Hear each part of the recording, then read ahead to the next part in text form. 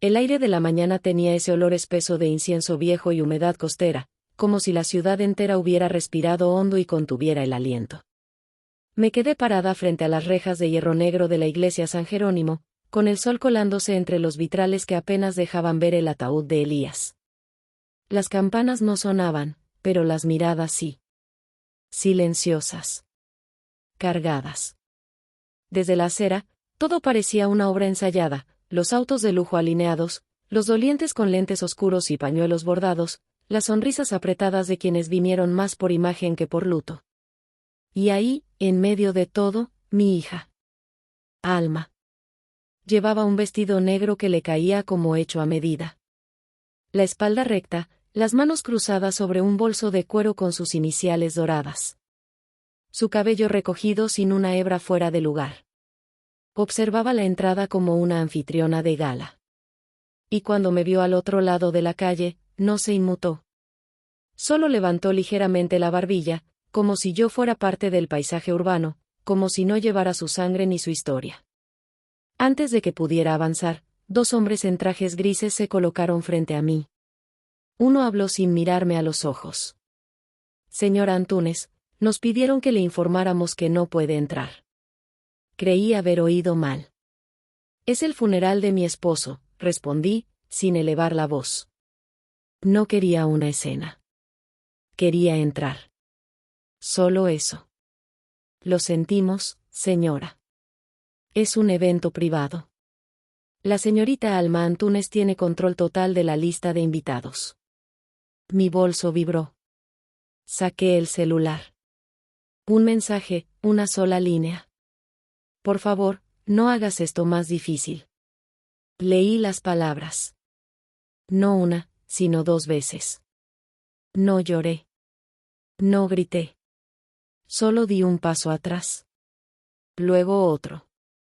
El sonido de mis tacones raspando la acera fue más fuerte que cualquier emoción. Sentí como algo se rompía por dentro, pero no cayó en pedazos. Se quedó ahí, hincado, como un hueso que no sana derecho. Esa noche, la cocina parecía más vacía de lo habitual. Me senté con una taza de té entre las manos, aún con el maquillaje intacto, mirando la pared como si esperara que hablara. No lo hizo. Solo el silencio me envolvía, demasiado pesado para un día que debió terminar con lágrimas compartidas. Pero algo dentro de mí sabía que esto no había empezado hoy. No, esto venía de mucho más atrás. Aún sentada en la cocina, con la taza de té ya fría entre las manos, dejé que los recuerdos comenzaran a colarse, como una brisa que uno no invitó pero tampoco detiene. La mente, cuando duele, no olvida. Solo esconde, y yo tenía años escondiéndome de la verdad que hoy me había encontrado en la puerta de una iglesia. Alma no siempre fue cruel. De niña tenía una sonrisa que parecía de revista, simétrica, encantadora, con hoyuelos pequeños que derretían a cualquiera. Pero debajo, algo vibraba distinto.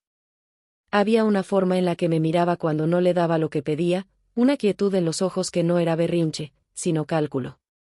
Una vez, cuando tenía 12 años, descubrí un recibo escondido bajo su colchón. Unas botas blancas de montar, caras, recién compradas. Había falsificado mi firma en la chequera. Cuando la confronté, no lloró. No negó nada. Solo sonrió. No fue una sonrisa de disculpa, ni de orgullo. Fue una de esas sonrisas que dicen, no importa lo que pienses, porque igual no me vas a dejar. Y tenía razón. La perdoné. Como lo hacía siempre. En cada recital de piano, en cada rabieta que terminaba con una puerta azotada, en cada mentira envuelta en lágrimas. Me decía a mí misma que era una etapa. Que con el tiempo aprendería. Que su inteligencia afilada la llevaría lejos, y que yo solo tenía que acompañarla hasta que entendiera que el amor también tenía límites. Pero fui yo quien no los puso. Fui yo quien dejó que su afecto se volviera un trueque. La amé con un amor tan incondicional que se volvió ciego. Y mientras Elías viajaba entre ciudades, construyendo su imperio, yo me quedaba a enseñarle a nuestra hija que podía hacerlo todo y aún así ser amada. Nunca imaginé que ella lo entendería como una licencia para borrar a quien la sostuvo. Miré alrededor. Las paredes de esta casa habían escuchado sus risas, sus llantos, sus silencios. Pero esta noche, todo parecía más distante. Como si la memoria se hubiera deslizado hacia otro tiempo. Como si la casa ya supiera lo que yo apenas empezaba a aceptar. Cuando encendí la laptop para revisar un correo del banco, no esperaba nada importante. Pero allí estaba, un mensaje con el asunto, distribución de bienes Elías Antúnez. Hice clic sin pensar demasiado, más por costumbre que por curiosidad. El cuerpo aún me dolía de la tensión del día, pero el alma empezaba a endurecerse. El correo estaba firmado por una firma de abogados que no reconocí. Adjunto, un PDF con el título frío de Resolución Testamentaria Elías Antúnez. Lo abrí. Y sentí como la sangre se me subía a la cara. Cada propiedad, cada cuenta, cada acción, todo estaba asignado a nombre de Alma. Absolutamente todo. No había ni una sola línea que mencionara mi nombre. Ni como heredera parcial, ni como beneficiaria secundaria, ni siquiera como nota marginal. Elías había dejado su legado en manos de nuestra hija. Solo de ella. Lo leí 2 veces. Luego una tercera. No era un error. El lenguaje era claro, los números, exactos. Había sido firmado semanas antes de su muerte. Notariado, sellado. Un documento perfectamente legal. Sentí una punzada en el estómago que no venía del asombro, sino de algo peor, la confirmación.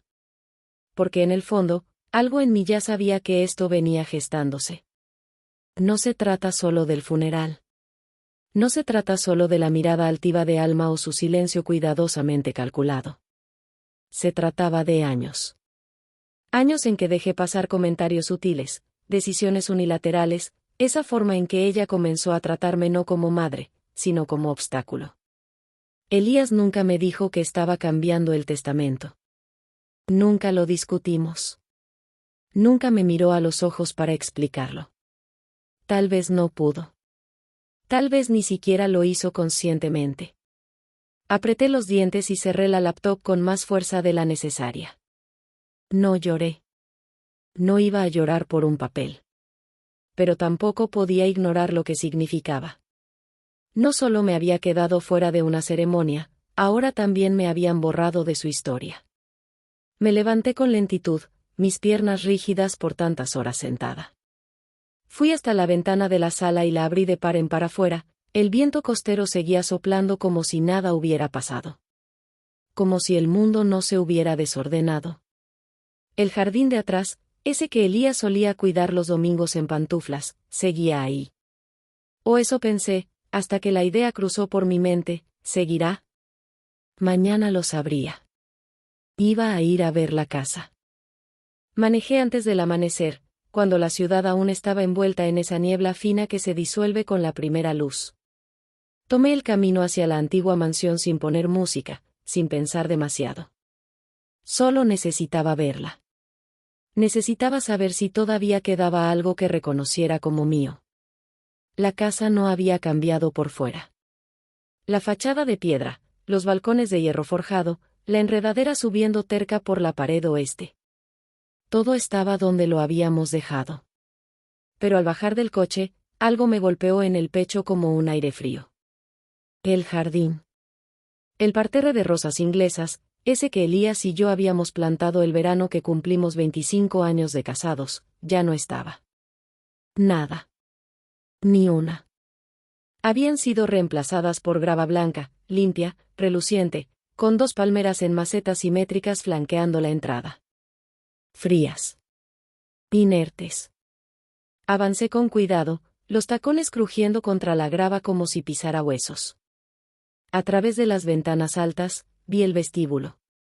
Donde antes colgaban los retratos de nuestra boda y el bautizo de Alma, ahora había cuadros abstractos.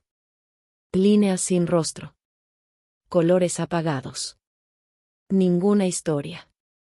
La puerta se abrió antes de que pudiera tocar. Una joven que no conocía me miró con recelo. ¿Puedo ayudarla?, preguntó, bajando la voz al verme. Vengo a ver la casa, dije con calma, aunque por dentro todo me dolía. Dudó. Luego bajó aún más la voz, casi un susurro. La señorita Alma dio instrucciones claras: usted ya no es parte de la familia. Asentí una sola vez. No porque estuviera de acuerdo, sino porque no iba a suplicar por un lugar en lo que yo misma ayudé a construir. Me di la vuelta y caminé de regreso al auto con pasos firmes, sin mirar atrás. Me senté al volante, mirando las ventanas que alguna vez se llenaron de luces cálidas y música baja los domingos. Ahora eran solo vidrio.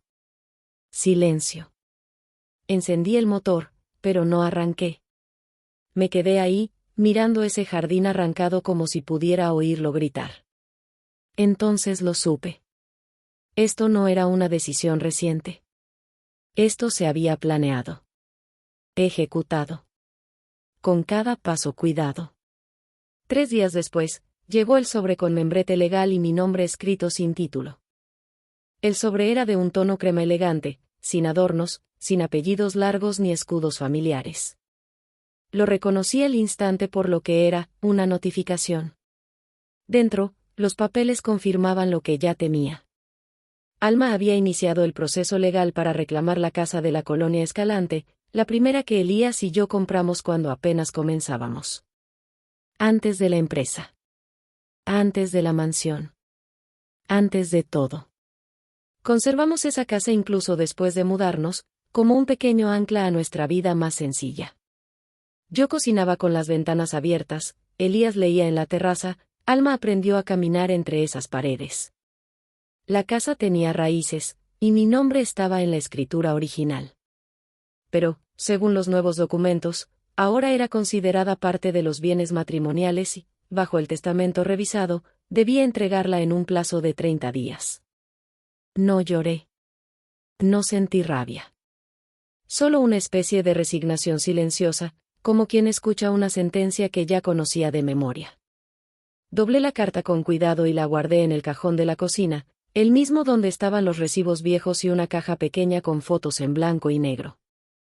Me senté en la mesa, y con la yema del dedo tracé las vetas de la madera.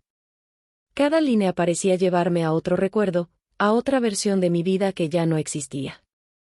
Esa noche, cuando el teléfono sonó pasadas las 10, pensé que era una llamada equivocada o algún vendedor insistente. Contesté sin ganas. Una voz femenina, temblorosa, se presentó al otro lado. Señora Antúnez. Yo fui una de las enfermeras del señor Elías en sus últimas semanas. La pausa que siguió pesó más que sus palabras. Ella le hizo firmar cosas cuando ya casi no podía abrir los ojos. Cuando apenas respiraba. No entendía lo que firmaba. Yo pensé que debía saberlo. Y colgó antes de que pudiera preguntarle su nombre. El silencio volvió a ocupar la casa. Me quedé mirando el teléfono como si fuera una bomba que no había terminado de estallar. No sabía qué hacer con lo que acababa de escuchar, pero sí sabía que no podía quedarme sentada. A la mañana siguiente, fui directamente al banco en la Avenida Central, a buscar una llave que no usaba desde hacía años. El banco olía a papel antiguo y desinfectante. El guardia de la entrada me saludó con un gesto mecánico. Entregué mi identificación sin decir palabra, y el joven empleado me condujo por un pasillo estrecho hasta el área de cajas de seguridad. No había vuelto a abrirla desde que Elías y yo finalizamos unos trámites de fideicomiso hacía más de una década. La mayoría de nuestros documentos estaban digitalizados, pero yo siempre insistí en guardar copias físicas. Por si acaso, solía decir. Y ahora, ese, por si acaso, era lo único que me sostenía. Inserté la llave con manos temblorosas. El sonido del clic fue seco, definitivo. Abrí la puerta gris, y adentro, todo seguía intacto. Papeles organizados, sobres etiquetados, certificados, escrituras, y una carpeta manila con mi nombre escrito a mano por Elías. Elvira Originales. Guarda con cuidado. La tomé con un cuidado casi ceremonial. Dentro, encontré lo que no había querido imaginar, una copia notariada del fideicomiso original, con fecha de hace 8 años, justo después del primer diagnóstico de cáncer.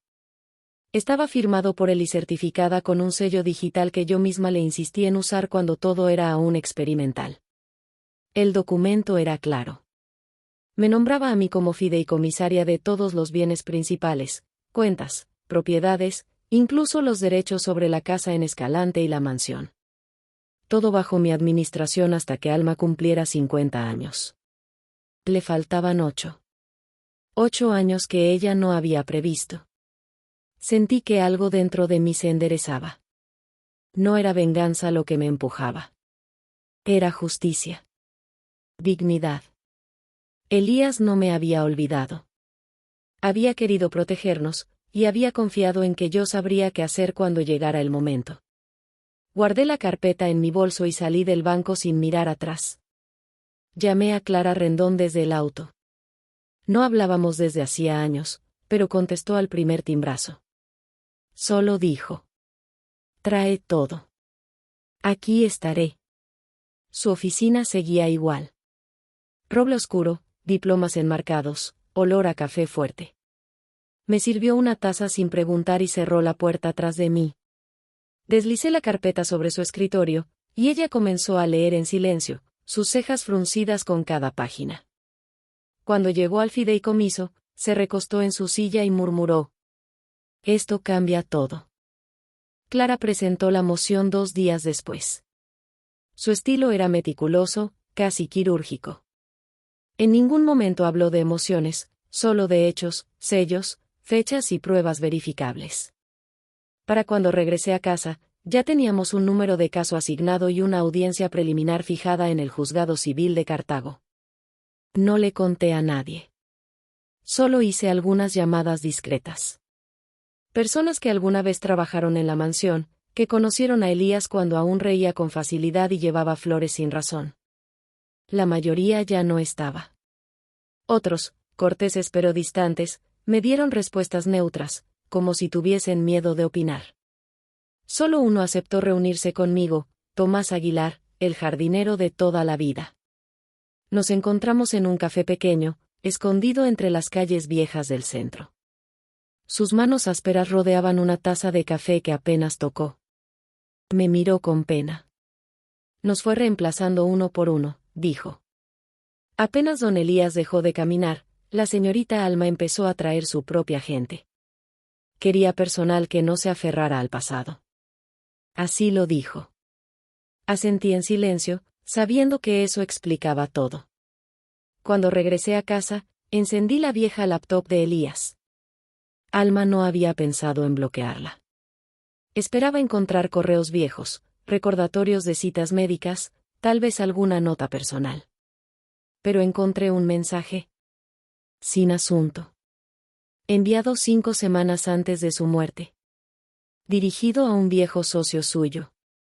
Una sola línea: si algo pasa, Elvira sabe dónde está la verdad. Me quedé leyendo esas palabras como si fueran un testamento emocional. No hablaba de amor, pero confiaba. No decía mi nombre con afecto, pero sí con certeza. Era más de lo que había tenido en meses. Clara reunió todo en un solo expediente: el fideicomiso original, el correo, las declaraciones firmadas. Lo enviamos al juzgado junto con la moción formal. El documento era sólido. Estaba atestiguado, notariado, con registro digital de fecha. La firma de Elías, Clara. La notificación fue entregada en el estudio de yoga de Alma. Me contaron que la recibió en plena clase, con su micrófono puesto y los leggings aún brillando bajo las luces. No se inmutó. Leyó la primera página. Siguió dando instrucciones. Al día siguiente, apareció un artículo en la prensa local, con su foto cruzada de brazos y un titular que parecía ensayo. Recorté el artículo del periódico esa misma tarde. Lo leí una vez, luego otra, buscando entre líneas lo que Alma intentaba esconder con palabras bien medidas. Mi madre y yo estábamos distanciadas, decía. Ella abandonó a mi padre mucho antes de que falleciera. Yo fui quien se quedó. Yo lo cuidé. La foto que acompañaba el texto la mostraba impecable, serena, con una expresión cuidadosamente armada para provocar simpatía. Un rostro sin grietas, sin culpa, sin historia. No respondí. Ni a los periodistas que empezaron a llamar, ni a los vecinos que murmuraban en la carnicería, ni a las amistades que me escribían con condolencias disfrazadas de preocupación. Solo reenvié el artículo a Clara. Su respuesta fue una sola línea, parpadeó. Eso era todo lo que necesitábamos. Porque si de verdad pensara que el fideicomiso no tenía validez, no habría salido a reescribir la historia antes de que el juez la escuchara. Guardé el recorte en la misma carpeta donde estaban los documentos de Elías. Todo estaba casi listo. La mañana siguiente, me despertó una vibración en el celular. Una notificación de mensaje de voz, sin número visible. Dudé unos segundos antes de presionar reproducir. Era su voz. Alma. Más baja de lo que recordaba. Lo tomaste todo. Espero que estés feliz. Hubo un silencio largo. Tan largo que pensé que había terminado. Pero no. Yo, solo intentaba quedarme con algo que aún me hiciera sentir que él estaba aquí. La grabación terminó ahí. Sin insultos. Sin disculpas. Solo esa pausa. Como si hubiera querido decir algo más, pero no supo cómo. No respondí. Ni con palabras ni con reproches.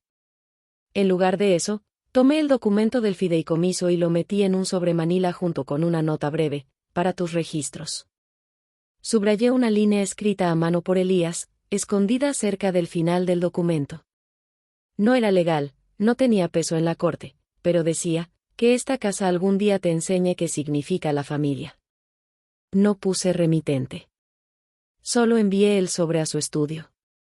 Ella sabría de dónde venía. La tarde siguiente, manejé por primera vez hasta la mansión desde que todo empezó. La mansión se alzaba igual que siempre, pero ya no imponía.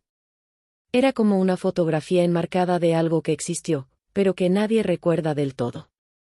Entré por las puertas principales que yo misma había elegido años atrás, cuando aún pensábamos que esa casa sería el lugar donde veríamos crecer a nietos, donde las navidades olerían a clavo y canela. Ahora, el aire dentro era estático, como si el tiempo no se atreviera a moverse. No quedaba mucho. Alma había retirado sus cosas. Los muebles nuevos. Las cortinas de lino claro. El aroma a incienso que usaba en sus clases. Todo se había ido con ella, como si nunca hubiera estado. Lo que quedaba era espacio. Luz. Memoria. Caminé despacio hasta el jardín trasero. Ahí donde antes estaban nuestras rosas, donde Elías cantaba bajito mientras podaba con más entusiasmo que técnica. El terreno seguía limpio, pero sin alma. No me mudé de nuevo. No porque no pudiera, ni porque el lugar doliera. Simplemente entendí que nunca fue solo mío.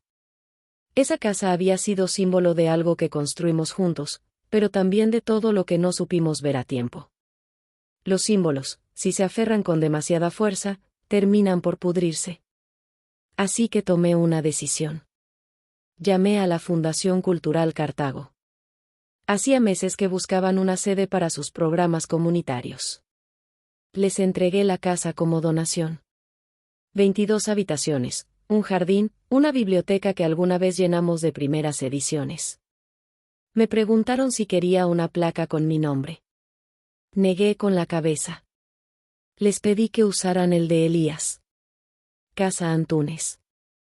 Un legado de aprendizaje y comunidad. En mi última visita antes de entregar las llaves, llevé algo pequeño, casi insignificante. Un esqueje de rosal que había cuidado en una maceta de barro detrás de la casa en Escalante. Una rama del jardín original, ese que plantamos el año que nació Alma. Cavé el hoyo yo misma en la esquina donde la sombra caía justo bien. Arrodillada sobre la tierra, presioné las raíces con cuidado. Me dolían las rodillas, las manos ya no eran tan firmes, pero el gesto era el mismo de siempre. Silencioso. Íntimo. Cuando me puse de pie, sacudiendo la tierra de las palmas, sentí la brisa mover las hojas nuevas con delicadeza. Y ChatGPT. Me quedé ahí un momento, de pie frente al rosal recién plantado, sintiendo como el viento se colaba entre los árboles altos del jardín. Era la misma esquina donde Elías, una tarde sin importancia, me dijo que no todo se construye para durar, sino para significar algo mientras existe. En ese instante, supe que había cerrado un ciclo. No perfecto. No limpio. Pero cerrado. La casa no necesitaba más de mí, ni yo de ella. No había rencor en mi partida, solo una forma distinta de permanecer. Porque entendí que a veces lo más valiente que se puede hacer es soltar incluso lo que se ha ganado. Los papeles se firmaron esa misma tarde. La fundación comenzaría su trabajo el próximo mes. Programas de arte, clases vespertinas, talleres de lectura. Me mostraron los planos de restauración, los colores elegidos, los espacios destinados a los niños. Asentí, escuchando con atención, pero por dentro ya me estaba despidiendo. Salí por la puerta principal sin mirar atrás. En el asiento trasero del coche solo llevaba una maceta vacía y una ligereza que no había sentido en años. Al llegar a casa, la dejé sobre el alféizar de la cocina y puse a hervir agua para un té. No de manzanilla esta vez, sino de menta fresca. Algo distinto. Esa noche dormí profundamente, sin interrupciones, sin sobresaltos. Y cuando desperté, la luz del sol se colaba por la ventana con una suavidad nueva. El silencio de la casa ya no pesaba. Era otro. Pasaron los días. Volvieron los saludos en el mercado, las conversaciones cortas con los vecinos, los rostros que ya no evitaban mirarme. Los periódicos lo habían llamado una victoria silenciosa, como si no hubieran entendido que no se trataba de vencer a nadie. Se trataba de no perderme a mí misma.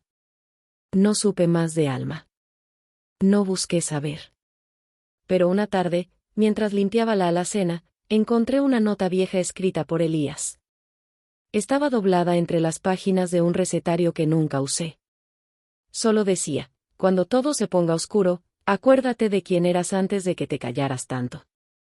La leí en voz baja, sentada en el suelo, con los pies descalzos y las manos llenas de polvo.